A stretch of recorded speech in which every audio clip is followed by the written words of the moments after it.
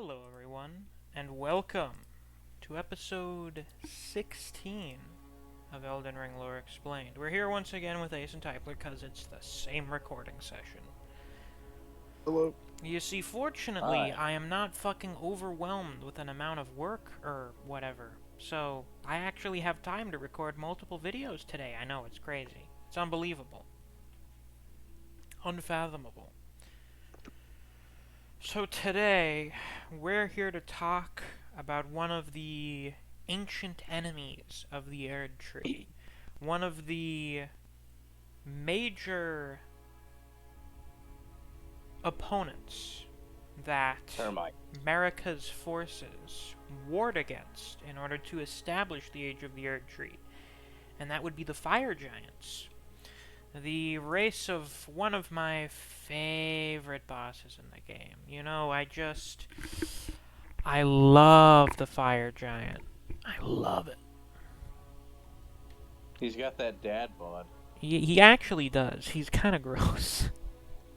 You know, he could have gone You pro think if it dads wasn't are for his bum gross? knee. No, no. Fire Giant has not earned the Armstrong comparisons. Only Godfrey gets those. Yeah, I told you he could have gone pro if it wasn't for his bum knee, his bad leg. That is so sad. Not really. Fuck that guy. I tried to splint your broken leg with your own braided hair. Listen. When you don't have much to work with, you'll use whatever you got. He was trying to MacGyver that shit. I feel like it made it worse. Maybe it did. I don't know. He certainly made it worse after it fucking broke. Yeah, he rips off. Oh half my his leg god, I have a with one- compound fracture in my leg. Guess I'll just rip it off. So, the Fire Giants were a race that presumably predated the Erd Tree. It came from the Primordial Crucible like everyone else. And they lived up in the mountains, and they worshipped a fell god and its flame of ruin, which seemed to be basically an embodiment of its power. And it was because of their worship of their fell god that they were cursed. You know, because of their taboo. They all had red hair, and a face grew on their stomachs. Because they were actually host to the power of the fell god. All of them have the power of the fell god within them. It need only be awakened, seemingly through sacrifice of their own flesh. Or, you know, just burning something. Because, as the name would suggest, the Flame of Ruin is intended to destroy things. Presumably things of Not to be importance. confused with the flame of frenzy Yes. or the flame of sacrifice. Alright, what's the Flame of Sacrifice? I don't know. Is that the one that Melanie used to burn down the tree? That's the Flame of Ruin. Oh, okay. Because the Flame of Ruin is anathema to the Erd Tree. It's like the only thing that can burn it, other than the Flame of Frenzy, I guess. But no one talks about the Flame of Frenzy, because it's crazy, and it makes you go mad. As opposed to the Flame of Ruin, which just destroys stuff. I guess the Flame of Frenzy also destroys sanity, so it like literally destroys everything on a physical and metaphysical level. As opposed to the Flame of Like Ruin, flame which is of just Elden a... Ring fighting millennia. Yeah. So the Flame of Ruin, I guess, just destroys things in general. You know, like a normal fire does. But the Flame of Ruin never burns out. It's an everlasting flame. Now, as I mentioned, since it's the only fire that can burn the Erd Tree, Marika was like, oh shit. That's kind of bad. We should get you the fuck out of here. So she declared war on the Giants. It was probably for this purpose that she took on Godfrey as her consort. Because Godfrey, as far as we can tell, was basically the biggest human badass in the entirety of the Lands Between. So she chose him as her consort so that he could lead the armies of the Erd Tree against the Fire Giants. Now, if someone were to do a very big painting of, like, the war against the Giants, you know how you get, like, really crazy fan art for, like, the war against the dragons from Dark Souls and stuff like that?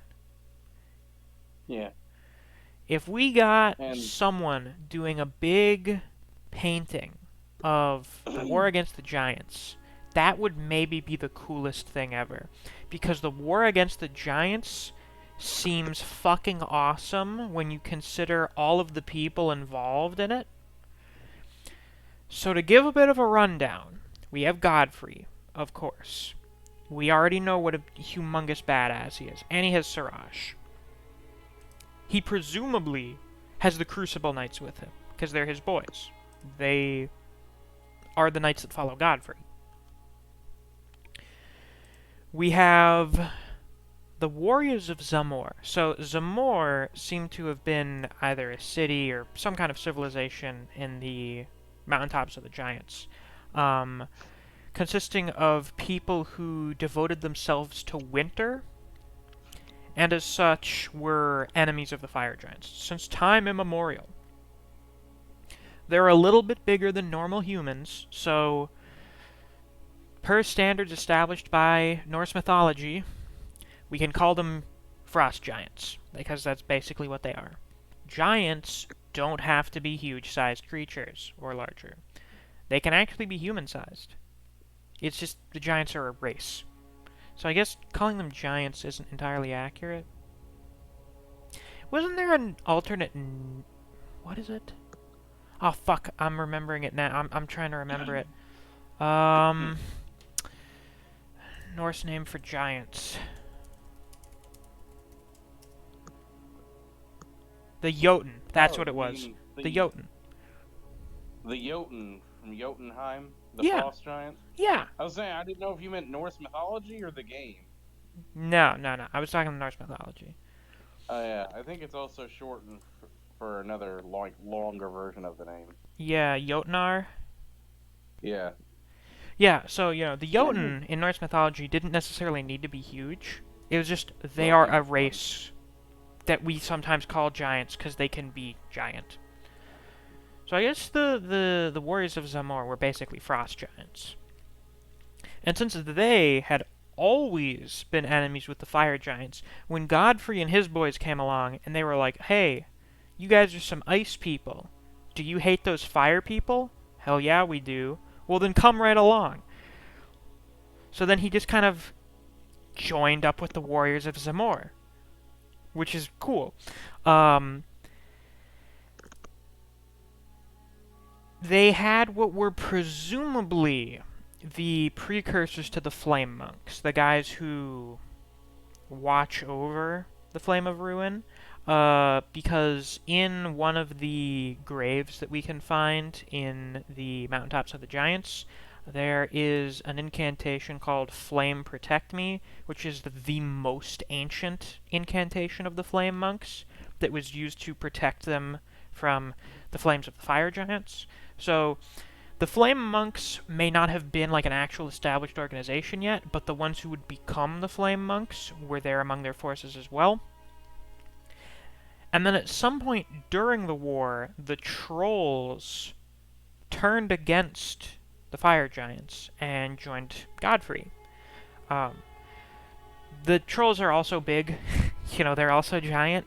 So presumably they're like a related species. They're a cousin race or something. I don't know. They also have hollowed out stomachs for some reason. Yes, that's very strange. I don't know the exact lore reason for that. I know some people have suggested it maybe has something to do with the visage of the fell god. Maybe that being removed or something. But also most trolls have like a gravestone in their stomachs. Or, where their stomachs would be. So, I haven't looked super deep into the troll lore. Very important stuff. So I don't know the exact reasons as to why those are there. It almost seems to suggest that the trolls are grown or something, especially because they seem to be, like, tree people. I don't know, man. The ones in the mountaintops are furry. We're probably going to see the giant war in a Fati Vidya art contest. Oh, that'll be so good. That'll be so cool. I actually bought his art book for all the contests he had. Oh fuck, that should be out now, right? I need to order that. It came out a month ago. Fuck, I'm behind the times, I need to order that. I meant to get that a while ago. You can get the PDF. Oh, fuck yeah, I don't give a shit. I mean, I'd love to have a physical copy, but I guess I'll settle for a PDF. You can do both. That's true. How expensive is it? Isn't it like $100 or something? No, I got it for like 30. Or, yeah, around $30. I like how the music stopped just there. Fuck. We're going to have to make a very intelligent financial investment. Anyway, pretty much everyone gangs up on the fire giants, including the trolls. As we learned during the recording of the last video, there was a very notable troll by the name of Theodorix, who I guess was just really cool. Like, he was just the most notable. He's referred to as a hero. But he ended up turning into a magma worm because of doing Dragon Communion. Remember, kids, don't eat dragon hearts. You'll turn into a big salamander. With For a some sword. people, that's not a deterrent. I imagine for Resident Evil villains, that's not a deterrent. So, they pretty much massacre the giants. The giants basically get wiped out. It's interesting that a lot of the giants seem to have like these thorns growing on their corpses. And I wasn't really sure what that was, but I think there's a potential explanation. And that explanation may be the spell Breyers of Punishment, which is something that some of the flame monks are able to use. It's a spell used on exiled criminals, which is basically kind of what the fire giants were, to an extent. It was more so that they were viewed as being like heretical creatures, just through the sheer fact of their existence. And Yeah, as I love such, when they they were throw deserving around of the word punishment. heresy. Oh, you gotta love it. The Bribes of Punishment lore, I don't care for too much, because, like, it says that the people that have it used on them lose their eyes, and then are able to see something called the Blood Star, and that's, like, the only reference to something called the Blood Star, which is probably the Formless Mother. But stuff like that is stupid. I read, like, the end of the item description, I'm like, that sounds dumb as fuck. That sounds like something you tell a kid who stares at the sun what's gonna happen. The And it's just Blood the red in their Star! eyes. Bro, the Blood Star. That's, like, who the fuck wrote that one? Also, George R. R. Martin finally made a Battle of Ice and Fire. George R. Martin. Bro, George R. R. George R. Martin will not finish A Song of Ice and Fire, but he will help write the lore for a universe in which frost giants and fire giants killed each other. He will literally think he help mostly write a just video did, game like- before he finishes his book. He mostly just did like the world building. He wrote and a short story that was used as the foundation for the world building, Oh, okay. and A then maybe short was story. involved in some other stuff. But it seems like that was his most major contribution, as he pretty much made the foundations for the lore. Yeah, and then he went back to his Martin cave. For the Yeah, he next went back to month. his cave for the next lunar cycle. For the next 100 moons. It's like Jeepers Creepers. It's like after 23 summers, you'll feed for 23 Didn't he days. say if he didn't have the book out by a certain point, someone should just lock him in his room until he fucking finishes it? You know that's the same reason the Boondocks got canceled. Damn. He just George R. R. worked Martin fully. wrote Boondocks. No. The writer was just, they said he was too slow. That's... I kind of felt him with that one there, shit. Kind of relatable, can't lie. So... all of the giants are wiped out except for one.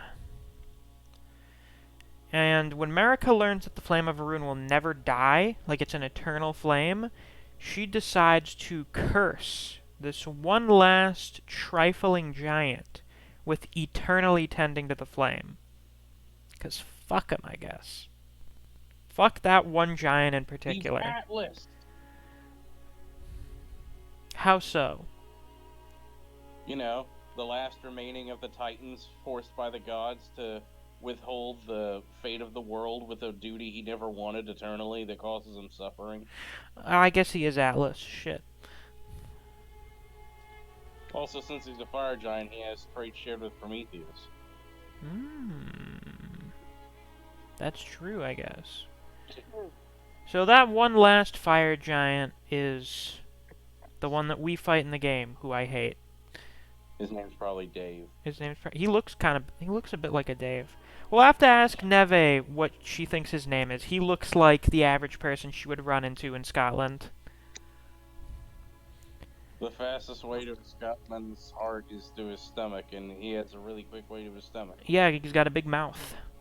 Yeah, I wonder if giants just normally have that, or is that a part of the... It the seems giant like ending? something they've just developed as a genetic trait because of their connection to the Fell God. Oh, right! I almost forgot. Apparently, the Fell God was killed by Marika, Oh boy. which suggests that it probably wasn't an outer god. Maybe it was. If I had to guess, it may just be that really huge skeleton that we find in the mountaintops. I haven't seen that one. I always wondered, what was ever stopping that motherfucker, that fire giant that we meet, from just going over to the crucible and just burning the Erd tree just to say fuck it? You mean going to the Flame of Ruin? The big You mean fire why doesn't circle. fire The giant the himself Forge of the Giants. burn it? Presumably Yeah. it was the curse that Marika put on him. Also, the way over there is way too small for him to walk on. Yeah. And he has a broken leg. Yeah, and his leg's Yeah, fucked up. I wonder if Marika broke his leg or something. Maybe Vike did it. Maybe it's another not literal curse, and it's just Marika had his leg fucked up so that he couldn't do anything. That's how we got there. So the Fell God's dead. Marika killed it somehow. I mean, it may be possible for an outer god to be killed. It's not impossible, I guess. But I just don't know how Marika would have accomplished that. Well, telling she you, has it's the direct Mechalith. backing of another one. Maybe, I don't know. I'm Maybe it telling you, was it's Mechalith. maybe it was just a normal god, quote unquote, like how Marika is one, or how the Glow-Eyed Queen was one. I don't know if it's the dragon, not dragon, the giant equivalent of an Empyrean. But Marika killed it, so God is dead, but its power, and seemingly the god itself, still kind of dwells in the fire giant. That's what's awoken when it sacrifices its leg. So, it seems to have spread its power to the fire giants. They inherit its power within themselves. And it can be awoken. Which is why the fire giants are viewed as... and like another reason they're viewed as being so dangerous is because they are host to the power of a god. You can't really have something like that running around everywhere. That's fucking dangerous. We basically live in Canada, so it's fine. I guess. I mean, geographically, it is really similar to Canada. I imagine Canada is a little nicer than the mountaintops of the Giants. Yeah, they have more moose. So, now that the fire giants had been wiped out and their flame subjugated, it was sealed and had to be protected. So, the job of protecting it was given to the flame monks, who are the very cool-looking orange and red-robed pyromancer guys that we encounter mostly in the mountaintops of the giants, but we can also find them in Liurnia. The reason as to why we can find them there is a little strange. There are some things that may allude to why they're there, but we encounter most of them in the mountaintops of the giants. That's their base of operations, of course, because that's where the Flame of Ruin is. Small So, broken organization number 13 in this game. yep, of course, that's how it is. That's how it always is. Oh shit! I said the words together. No, What dark heart, words? light darkness heart. What words? Organization 13. Uh, so the Flame Monks were led by a guy named Arganthy. In the present, they're led by a guy named Arganthy. Who is not, like, big like any of the other Fire Monks. He's actually just a normal NPC model, which is interesting. It seemed like he's the guy that was protecting the knowledge of all the legendary fire giant incantations. We know he was protecting one called Flame of the Fell God, which is the tracking, delayed explosion, fire on the ground pyromancy that the fire giant uses on us. And this ended up being stolen by another member of the Flame Monks called Elden, who is imprisoned within the Malefactor's Everjail in Liurnia. They did not kill him for some reason. They threw him in the Everjail. I don't know why they would do that. Maybe because he made fun of the way they spell Everjail. Oh my god, they have an ever jail. That's the forever dungeon. The they don't have a sentence of life. They don't have life sentence. They have you go to ever jail. You go to Forever they Jail spell because like you're an Evar asshole, but we Noel. don't kill you for some reason. Maybe because the imprisonment is supposed to be a fate worse than death? I don't know. Isn't it spelled Evargoel? Jail, G-A-O-L, is just an old English way of saying jail. Sure. It is. I found that out because of Bloodborne with the Hypogean jail. Everyone was calling it like the Hypogean Gale. And then someone, maybe Vadi? I think it was either Vadi or ENB, was like, no, it's just jail. And we were all like, wow, that's so fucking weird. Why would they spell it like that? Because it looks cooler as a location name. So they lock him in there. I suppose that's probably why there are fire monks in Liurnia. I guess it's just in case Aiden breaks out. Or Adon. I don't know. Adon sounds cooler to pronounce. He doesn't sound like someone's 12-year-old brother when you say it like that. Can we ask how the Everjails work real quick? You know, I was thinking about that earlier today. I don't know.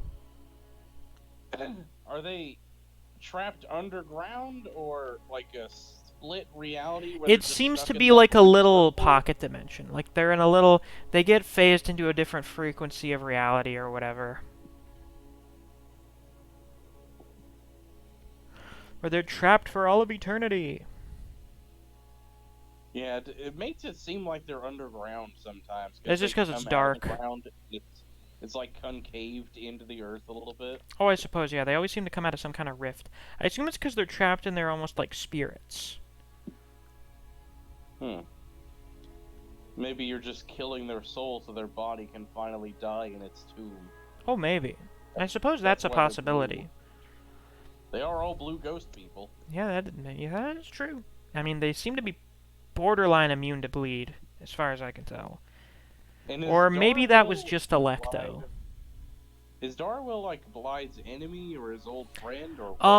The Bloodhound Knights, their whole gimmick is that they individually go and swear loyalty to a single person and are supposed to stay loyal to that person forever. Presumably Darrowell betrayed Ronnie in some way, decided to leave her service. So, you know, he was like, fuck that guy. But at the end, he's also like, you don't deserve a pitiful end, like trapped eternally. So it's like, oh, he has respect for him. I guess. Yeah, because he's a former comrade. And And Blythe's then a cool guy. He's trapped in an Everjail, and we're like, you dumb. I never saw him get trapped in the Everjail. No, you have to release him. I never had to do that, and that was weird. I wonder what triggers I it. wonder what Though causes I've seen that. it happen before, but PG it's never puts happened him to me there. perfect. Really? Why? Because he knows when Ronnie does her plan's final stage, Blighty's gonna go crazy and try to kill her, because he's hardwired to snuff out anyone who's not loyal to the greater will and the two fingers. Hmm. Well, that explains a even if lot. it is his, his master. Right. He was given to her as a gift, and they made him a sleeper agent to turn on her if she turns against them. And EG was like, "Yeah, I know he's the greatest guy ever, but I can't trust anyone to fight that kind of programming." And then you let him out of jail before you find that out, and it turns out he fought the assassins coming after her, but she wasn't even there, and thus he loses the last bit of adrenaline he had motivating him to keep his sanity. He's like, "Kill me, kill me." Well, that's depressing. Poor Blyde. Yeah, Jesus. So anyway, the Flame Monks. Oh, yeah. um, in the past, one of the prelates. So the Flame Monks are led by the prelates. Arganthy is the chief guardian, and then you have the prelates, who are basically like priests. They're the dudes that have the big flame dishes on top of their heads and have the big hammers.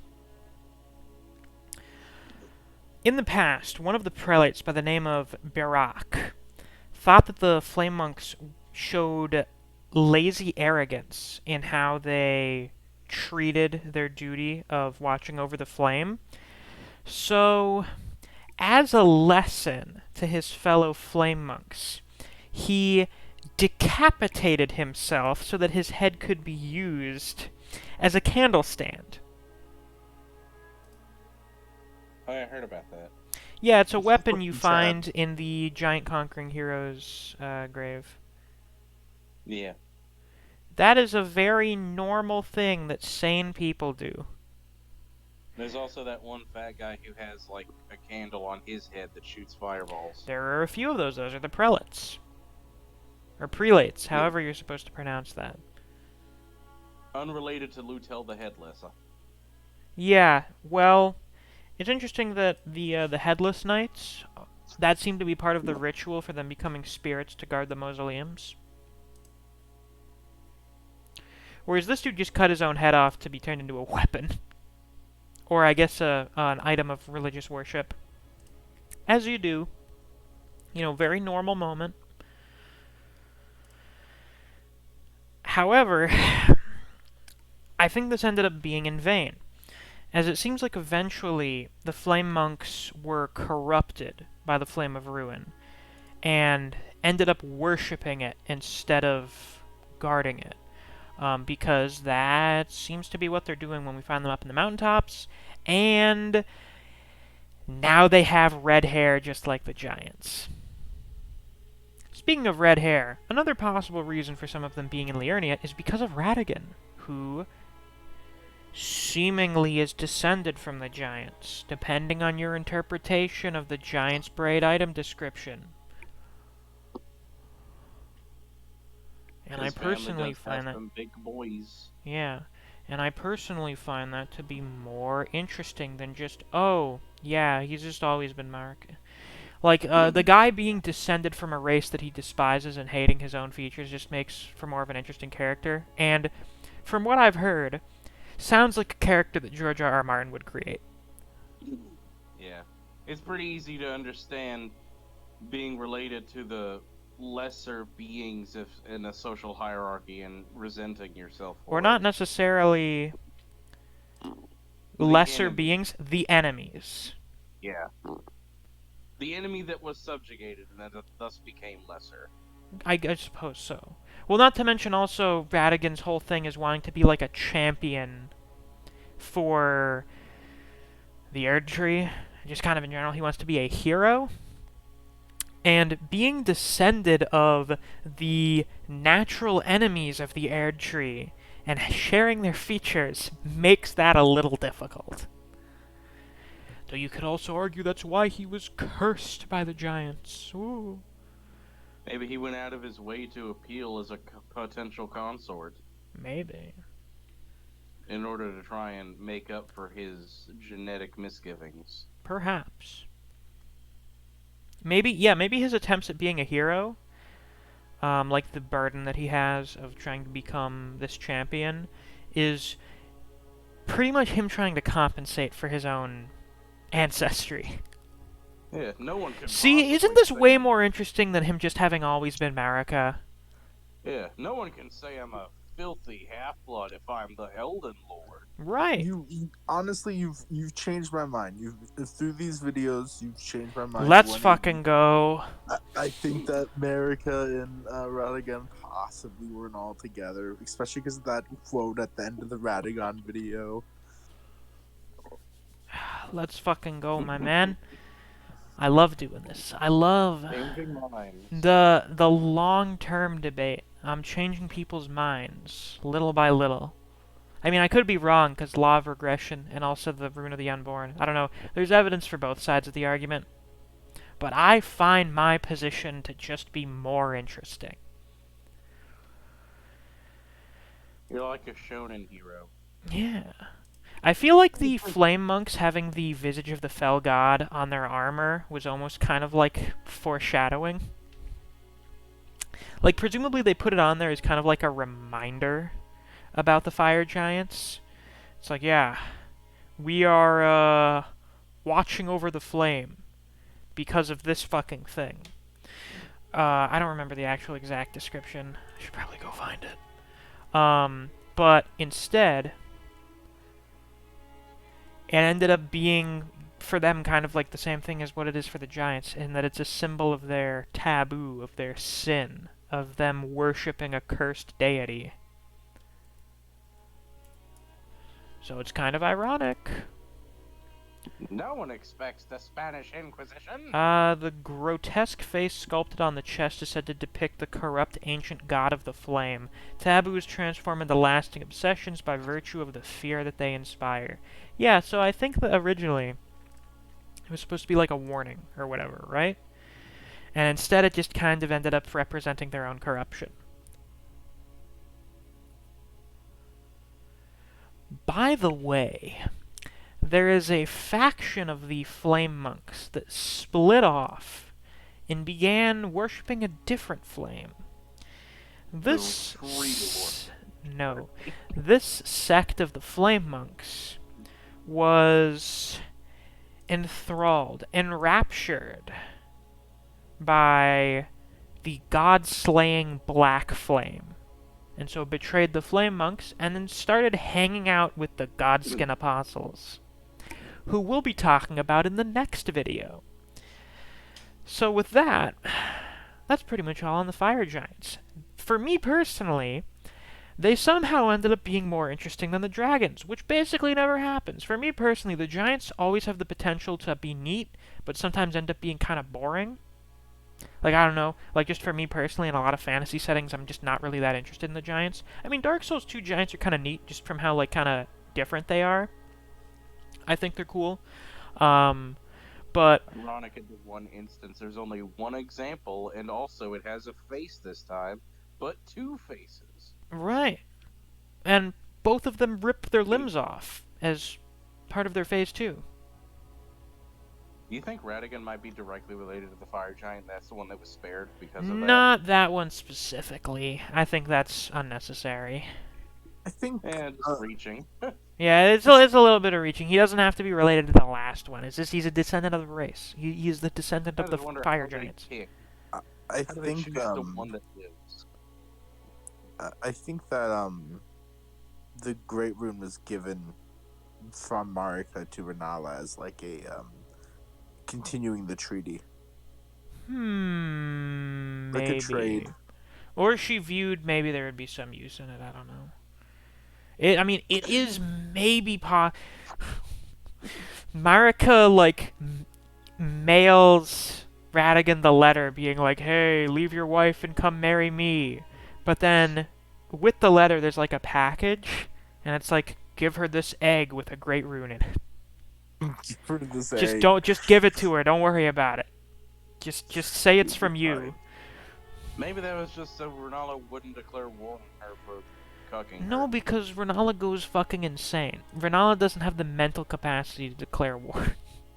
Well, they didn't know that would happen beforehand. There is some kind of 500 IQ play going on here that we might talk about a bit when we get to the Black Knives. I don't know if we'll be able to record that tonight, because I do have to get up kind of early tomorrow. I don't know. But, Black Knife Assassins coming after the Godskin Apostles. Time to talk about some of the God Slayers, or Demigod Slayers. The people that wielded the Rune of Death. So, this episode was talking about the ones who have the Flame of Ruin. Next episode's talking about the wielders of the Rune of Death, not including Malekith, because we already talked about him. So if you enjoyed today's episode, please be sure to like, comment, subscribe, and click that notification bell so you don't miss any of my uploads. We do episodes of Elden Ring Lore Explained twice a week. If you enjoy discussing Elden Ring with other people, or you just enjoy the content I produce in this channel, I highly suggest you check out my Discord server. I have linked to that down in the description. And if you're interested in getting early access to episodes of Elden Ring Lore Explained, you should check out my Patreon. There's a link to that down in the description. Thanks for watching. I'll see you guys around. Take care. Bye-bye. Goodbye. Bye.